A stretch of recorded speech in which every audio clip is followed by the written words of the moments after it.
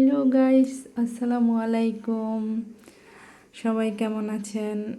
আশা করি ভালো আছেন। আলহামদুলিল্লাহ, আমিও ভালো আছি। তাই আজ আপনাদের সামনে নিয়ে এসেছি একটি ব্লগ ভিডিও। এটা হচ্ছে চিড়িয়াখানার ব্লগ। আমরা চিড়িয়াখানা ঘুরতে গিয়েছিলাম। সেখানে আমরা কি কি দেখলাম, কি কি করলাম, তাই আপনাদের সাথে শেয়ার করতে এসেছি। আশা করি সবাই আমার ভিডিওটি দেখবেন। আমরা বাইকে করে গেছিলাম। এই যে আমার হাজব্যান্ডের বাইকে গেলে অনেকটা সুবিধা আছে এবং কাছেই ছিল। মিরপুরে ছিলাম আমরা, মিরপুর রূপনগর আমার মামার বাসা আছে। তাই সেখান থেকে বাইকে বেশি সময় লাগে না, অল্প সময়ের মধ্যেই আমরা চলে গেছি। এই যে আমরা বাইকে করে যাচ্ছি। এই যে আমরা পৌঁছালাম জাতীয় চিড়িয়াখানায়। চিড়িয়াখানার সামনে অনেক খাবার দাবারের দোকান আছে, আপনারা জানেন অবশ্যই, তবুও আমি শেয়ার করতেছি। এই যে এখানে হচ্ছে মোটরসাইকেল পার্কিং। আমাদের মোটরসাইকেল এখানে পার্কিং করে রাখছিলাম। এই যে আমরা মোটরসাইকেল পার্কিং করে দোকান থেকে কিছু হালকা খাবার দাবার কিনে নিলাম, কারণ ভিতরে তো হ্যাঁ খাবার দাবার পাওয়া যায়, হালকা কিছু পাওয়া যায়, ঝালমুড়ি টুড়ি পাওয়া যায়। হ্যাঁ ক্যান্টিনও আছে, ক্যান্টিনেও কিছু পাওয়া যায়, কিন্তু আমরা জানতাম না তেমন একটা যে কি পাওয়া যাবে না পাওয়া যাবে, তাই আমরা বাইরে থেকেই খাবার দাবার কিনে নিয়েছিলাম, কারণ অনেকটা সময় থাকতে হবে। চিড়িয়াখানা তো সেই বড় একটা জার্নি। আমরা 4 ঘন্টার জার্নি করছিলাম। 4 ঘন্টার জার্নি নিশ্চয়ই এই ছোট্ট একটা ভিডিওতে আনতে পারবো না, তাই অল্প কিছু আপনাদের সাথে শেয়ার করতেছি। এই যে আমরা প্রথমেই গেলাম বানরের ওখানে।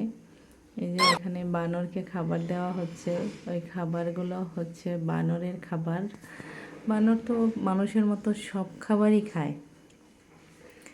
ওরা আবার খাবার দেওয়ার জন্য ঢুকলো। আমি আগে কখনো দেখিনি কিভাবে খাবার দেওয়া হয়, এইবার দেখলাম। এই যে এরপরে আছে এগুলো বক, অনেক অনেক বক। কাছ থেকে অত ভালো করে দেখানো যাচ্ছে না যে কত কত বক আছে এখানে, বড় ছোট মাঝারি বিভিন্ন ধরনের।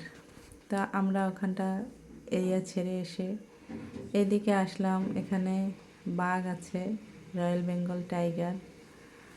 আমরা বাঘকে দেখতে আসছি। এই যে বাঘ মামা এখানে ঘুম থেকে উঠছে, কিন্তু সে কিছু খায় নাই, এখনো ব্রেকফাস্ট করেনি। তার খাবার রাখা আছে দেখলাম। সে ঘুম থেকে উঠে হাইটেই তুলতেছে, ফ্রেশ হওয়ার চেষ্টা করতেছে আর কি। তো বাঘ মামাকে ছেড়ে আসলাম আমরা এখানে উট পাখির কাছে।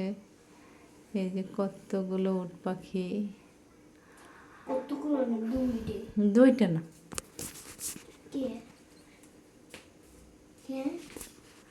অনেকগুলো উট পাখি।